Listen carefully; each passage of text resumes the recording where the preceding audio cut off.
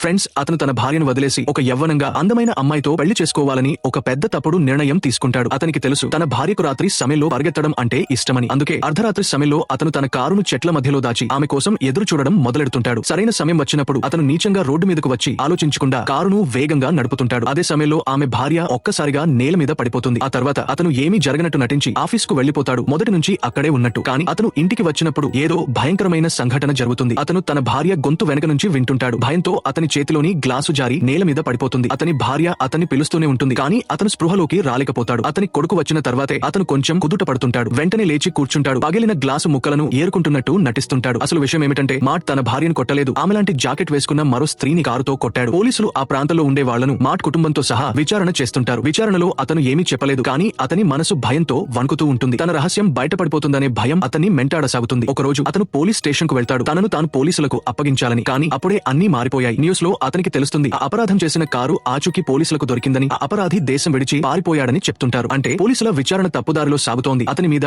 ఎలాంటి అనుమానం లేదు. అదృష్టం తన వైపు ఉందని భావించి మాట్ తనను పోలీసులకు అప్పగించలేదు. ఇక అంతా అయిపోయిందనుకున్నాడు. కానీ కొన్ని రోజుల తర్వాత అతని భార్య ఇంట్లో ఉన్న కెమెరా రికార్డింగ్ చూస్తుంటుంది. ఆ రాత్రి మాట్ ఒక తెల్లని వ్యాన్ లో ఇంటికి వచ్చాడని తెలుస్తుంది. అది బహుశా పోలీసులు వెతుకుతున్న వ్యాన్ తో సరిపోతుంది. అప్పుడు భార్యకి అనుమానం వస్తుంది.